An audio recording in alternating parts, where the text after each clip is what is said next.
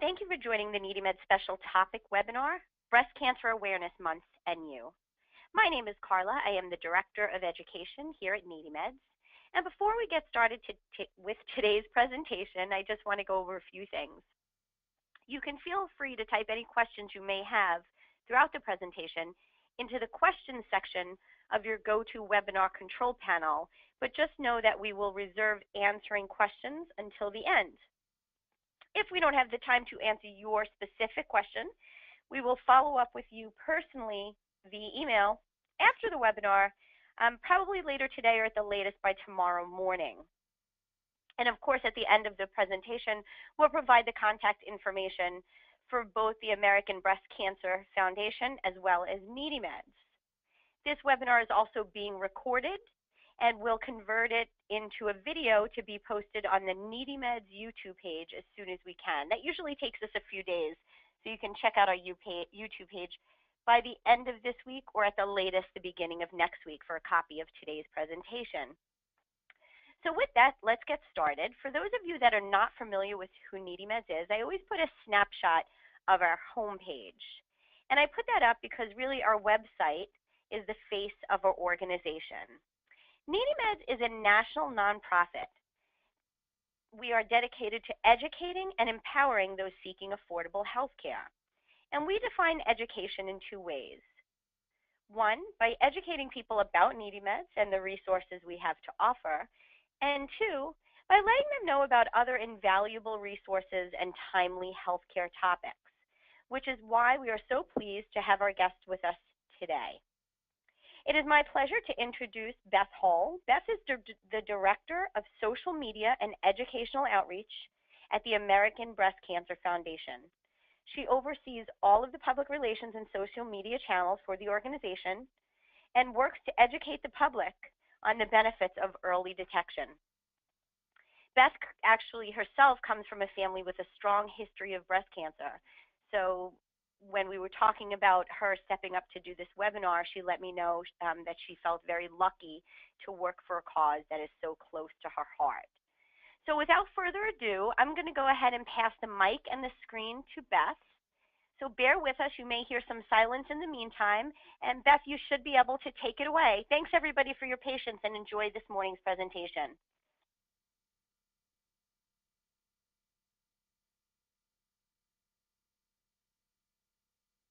Alrighty, everyone. So nice to hear and notice everybody joining us this afternoon. My name, as Carla mentioned, is Beth Hall. I'm the Director of Educational and Social Media Outreach for American Breast Cancer Foundation. And I'm so excited to be here. This is the first webinar I've done, so it's very exciting. And I'm very excited to talk to you all about ABCF, what we do, and some things you can learn about early detection and breast cancer. So first off, I wanted to tell you just a little bit about us, about ABCF. So we are a national nonprofit organization of 501c3, and we provide financial assistance for breast cancer screenings and diagnostic tests for uninsured and underserved individuals. That's regardless of age, race, or gender, or your insurance status. So there are a few important terms when it comes to breast cancer. I'm going to talk a little more about our organization later in the webinar, but this overview of breast cancer, if you don't know too much about it, is pretty important. Understanding the disease is important because it affects 1 in 8 women in the U.S. And after diagnosis, many patients can feel lost or isolated. So by learning more about what the disease actually is and what treatments are available, patients or their loved ones too can feel more in control of the situation. So some important terms. Metastasis is the spread of cancer cells from the initial site of the disease to another part of the body. You'll hear that term probably spoken better, but definitely spoken a lot when it comes to cancer because that's them spreading from one place to another. Invasive means it's tending to spread and invade healthy tissue and becoming cancerous tissue. These cells will invade through the duct or the lobule of the breast when it comes to breast cancer. And in a few slides, we'll look at a diagram of the breast and actually discuss the different parts. So in situ means in place, not yet invasive. However, it can become invasive. And finally, a tumor, as you hear a lot when it comes to talking about cancer, is a solid, abnormal new growth of tissue which arises from rapid cell growth. So what is breast cancer? Especially this month, I'm sure you've heard this term thrown around so much, but what exactly is the disease? So it's a malignant tumor started from the cells and tissues of the breast. Cancer cells contain damaged DNA that cannot repair themselves like normal cells can. So as you can see in that image, cancer cells can replicate and actually create more cancer cells, which results in a lump or a tumor. And not all tumors are cancerous, and those that are not are called benign lumps, and a biopsy test can diagnose the status of a tumor by removing some of the cells or tissue for testing. So as I mentioned earlier, breast cancer does affect 1 in 8 women in the US, and it is the most common cancer in the whole world among women. In this year alone, approximately 231,000 or some new cases of invasive breast cancer will be diagnosed. And since 2007, ABCF has actually issued over 46,000 grants to people to help this early detection process, and the number we serve continues to grow each year. So the different types of breast cancer. Some big medical words here, but the most important factor is the size of the tumor when discovered and whether it has spread to the lymph glands under your armpit. And also, this type of cancer also affects treatment and discovery. There are a few common types that you see here. Ductal or lobular refers to where in the breast the cancer forms. So the most common type of breast cancer is invasive ductal carcinoma. Since it's invasive, it can spread to other parts of the body via the lymph system and the bloodstream. Lobular carcinomas, such as ILC, are much harder to detect on a mammogram, so they may require other testing. If you're experiencing symptoms of breast cancer and the mammogram results are normal, you might want to request an ultrasound or a biopsy just to be sure. Frequently, our grants cover both of those because doctors nowadays also usually request both to test for this type of cancer. Lobular cancers, while often going undetected for longer, are hormone positive, which actually makes them easier to treat than other types of breast cancer. So what are the signs and symptoms? Breast cancer does not always appear in the form of a lump or a tumor, and it's important to be aware of all of the symptoms and to consult your physician if you're experiencing any of them. Obviously, you have a lump, so finding a new lump in one of your breasts is the most common symptom of breast cancer, and cancerous lumps can be painless or cause tenderness or pain. Actually, those lumps which are painless are more likely to be malignant, which is very interesting, and that is why it is so important to consult your physician if you detect a lump, even if it's painless. You might think it doesn't hurt, so it can't be bad, but it actually could be. So swelling, if there's any swelling in the area, irritation on breast skin or nipples, that may include redness, scaliness, dimpling, or thickening of the skin on the nipple area. Breast or nipple pain, so also pay attention to pain. Nipple discharge, the nipple turning inward, so it's called nipple retraction, or swollen lymph nodes. So sometimes if the cancer has spread to the lymph nodes, which are right around the same area, it can cause them to swell. So if you don't feel any pain but you notice that swelling, that's important to look for as well. So prevention and early detection. This is what we really try to advocate for in our nonprofit, because the earlier you detect the breast cancer, the better chance you have of survival. There's no way around it. That's the absolute best way to stop yourself from progressing in the disease is catching it early. There's no definite way to prevent breast cancer. Even healthy young people can get the disease even with no family history. But there are steps you can take to lower your chances of developing it. And these are called protective factors. So studies have shown that regular exercise, a balanced diet, and breastfeeding actually all serve to lower your risk for developing the disease. And this is in men and women. It's also important to be aware of any risk factors that might affect you. So some unchangeable risk factors are gender. Obviously, women are at a higher risk than men for developing the disease. Age, because your risk increases as you get older, and genetics. The gene mutation for BRCA1 and BRCA2 They're hereditary, and they can be present in both men and women. A lot of men that get breast cancer, it's because they have this gene. You can speak to a healthcare professional regarding this testing that you can get to detect the BRCA gene. Other unchangeable risk factors are family history of the disease, personal history, having denser breasts, and your race and ethnicity. So just being aware of all these signs and symptoms, as well as the risk factors, are important because, like I said, early detection is so crucial. And just to ring it in again, early detection really does save lives. Diagnosing breast cancer at an early stage allows for more successful treatment and increased survivorship. Women can and should examine their own breasts starting in their 20s. Performing regular self-exams allows you to get to know how your own breasts look and feel, which may make you more likely to report any changes to your doctor.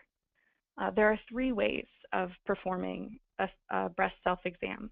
So there's circular, which is starting at the outer edge of your breast and moving your fingers around the entire breast in a circular motion.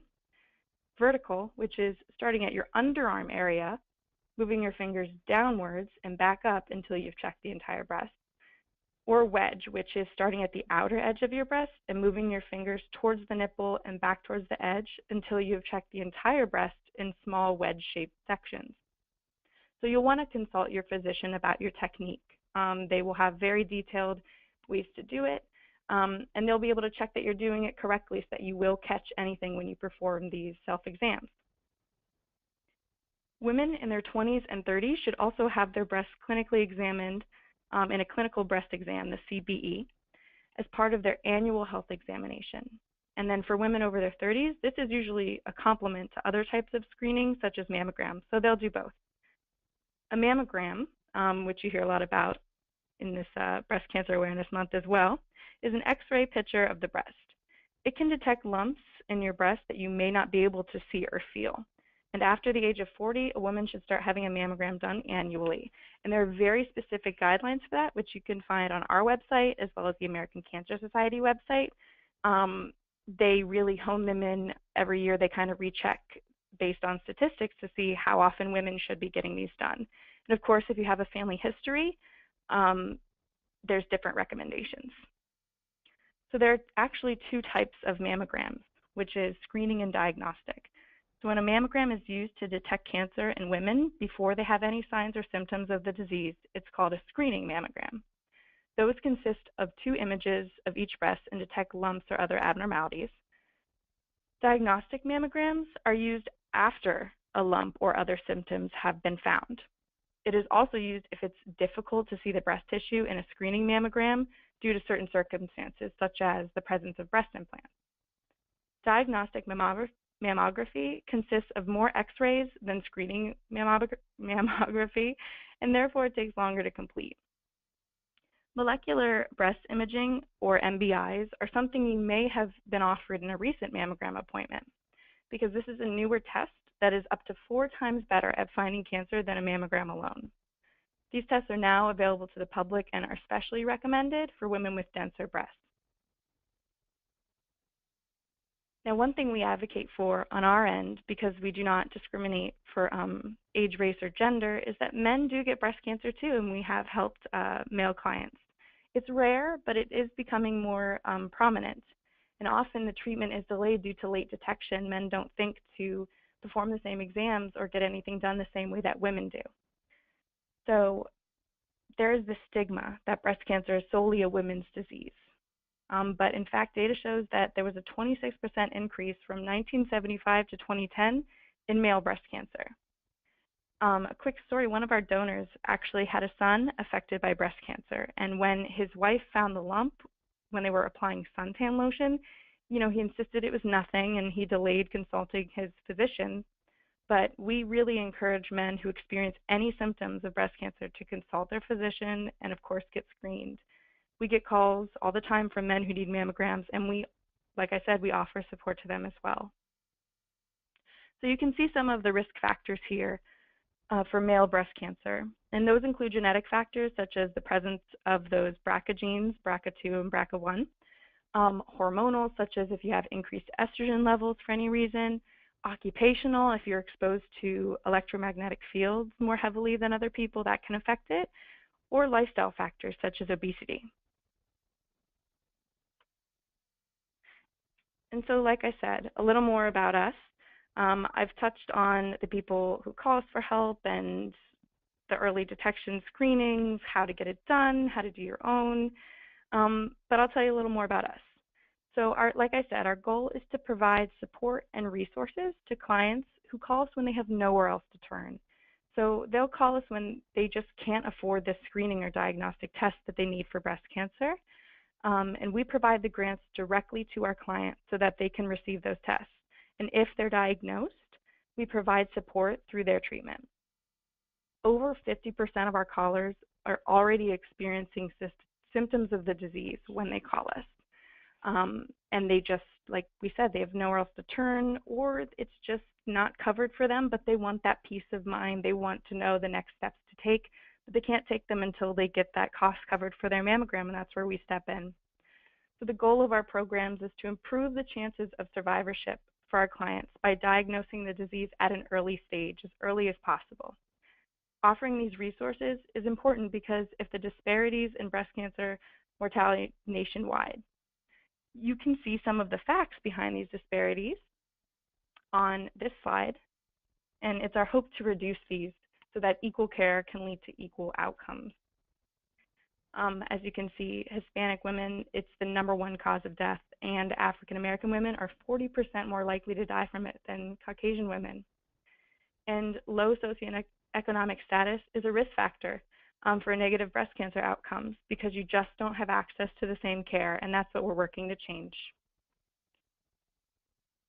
So lastly, as many of you know, there's no shortage of breast cancer charities, especially through Breast Cancer Awareness Month. You may be thinking, how do I get involved? It's a really oversaturated market. Everybody wants donations and everybody wants participation, which is amazing. And we kind of see ourselves as a team with these other charities because we're all working for the same cause, which is to, end this disease, find a cure, help those going through it. We're all working as a team. But when people ask what makes us worth donating to or participating with, I say simple, we fill a void in breast cancer care. And through our breast cancer assistance program, we provide those direct grants to those in need. And essentially, if you're uninsured, you can't afford the mammogram, we'll provide you with a direct grant to cover the cost of it. And many organizations have barriers, based on gender, age, income, or insurance, but we don't. And that makes us incredibly accessible to those in need. For someone with a family history of breast cancer, even like myself, a mammogram can mean precious peace of mind. Imagine you feel a small lump, you have a family history of the disease, but you can't do anything about it because you can't afford to have it checked out.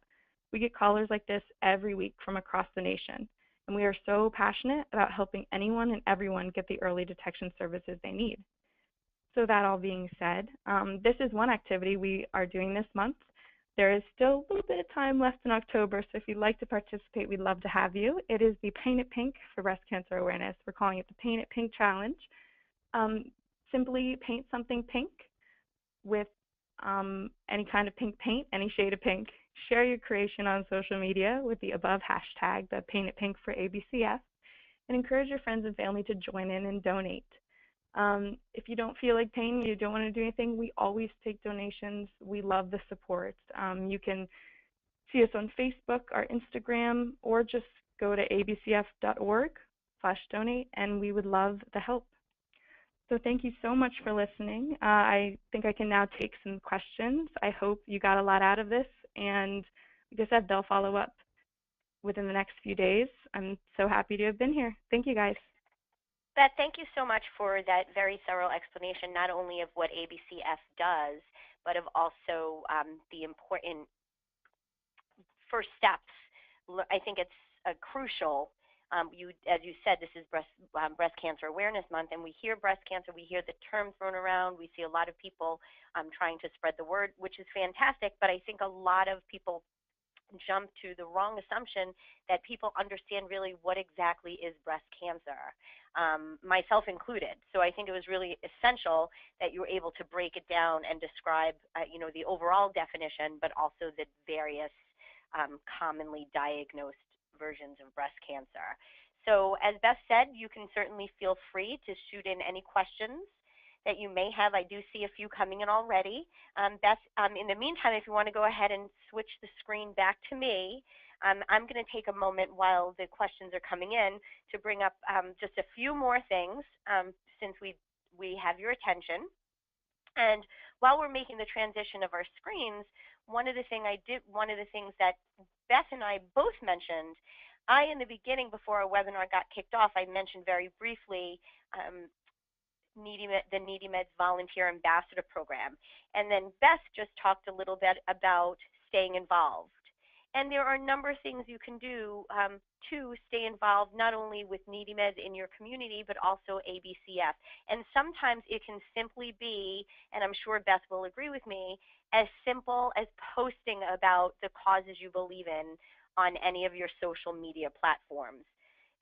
For example, just doing a hashtag painted pink for ABCF will go a long way to spreading the word about breast cancer awareness and letting people know that ABCF is there with that safety net if they're not able to provide, to have access to the healthcare resources that are so important.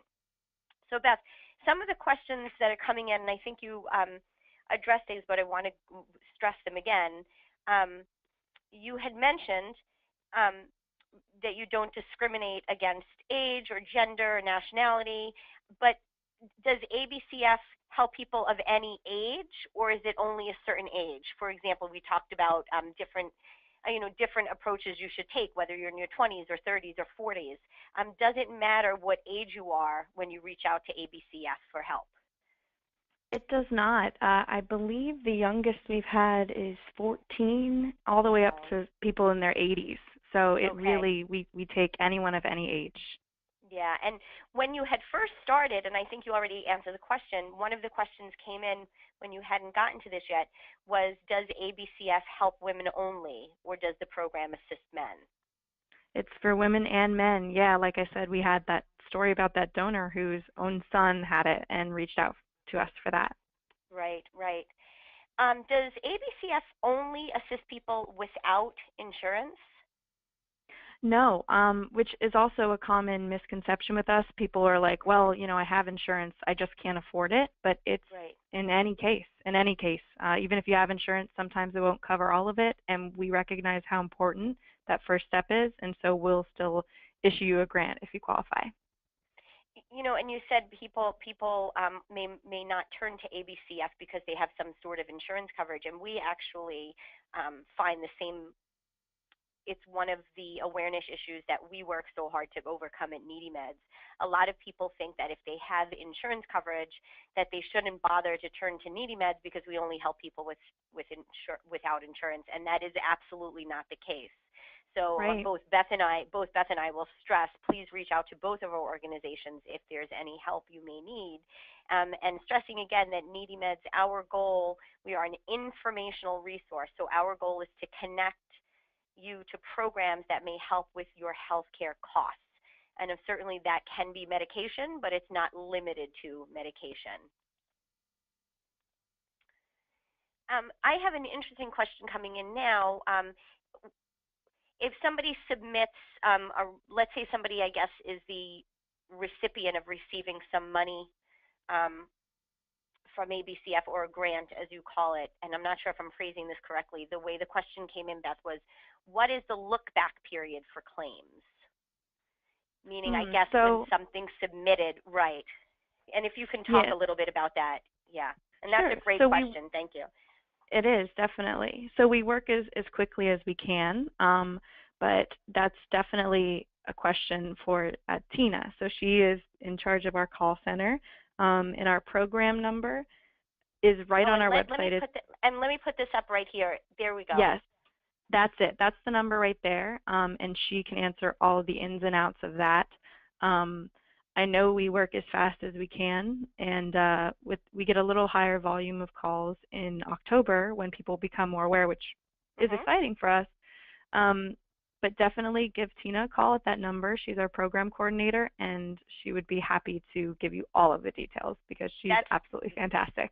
That's fantastic, Beth. And we have other questions coming in about that, and I think this is all going to be the same, regarding what is approval time, what is the process. And I think some of the answers will probably change on a case-to-case basis. So as Beth said, reaching out to Tina at that toll-free helpline is the best thing that you can do. And I'll say the same for NeedyMeds. Sometime in these presentations, I'll get a question regarding coverage for a specific medication.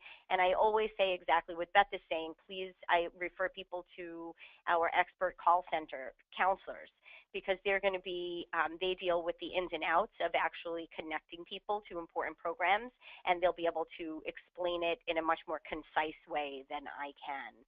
Another question coming in is, let's see, do you have to live in a certain state to receive assistance? I know you mentioned that, like NeedyMeds, ABCF is national. Yeah, we are national. We've served clients, I believe, in all 50 states. A lot of our clients are interestingly, from Florida and Texas. And we're based here in Columbia, Maryland, so it's that's where a lot of our concentration is. But we also have a big, here in Maryland, the Baltimore community is affected very disproportionately by breast cancer.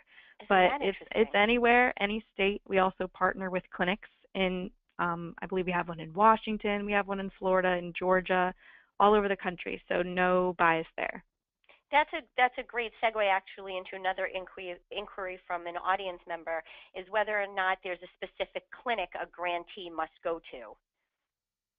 So normally, I don't believe there is a clinic, but we have a separate program where we give grants to actual clinics that offer free mammograms. So not only do we do these direct grants to clients anywhere, like on an individual basis, we also fund certain clinics across the nation so that women can just walk in, and a lot of times they don't even know that we funded it because we give it to the clinic to be used specifically for that.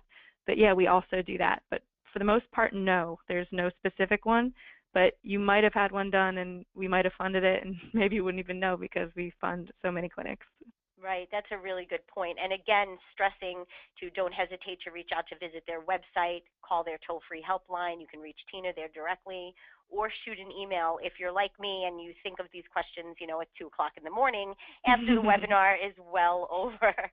So right. What I'm going to do also is before we wrap up today's presentation, I don't see any other questions coming in, but like I said, don't hesitate to reach out to myself, Beth, or either directly ABCF or NeedyMeds.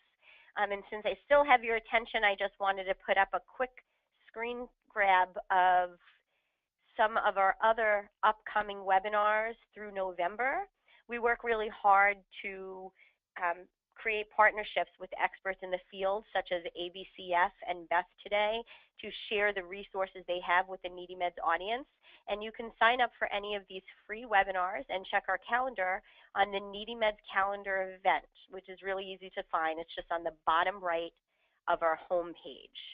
I'm going to go ahead and leave you with the image of our contact information, and also let everybody know that in your GoToWebinar control panel, you should have access to 2 of the handouts that I uploaded, which are just simply PDF versions of both of the PowerPoints that Beth and myself used today.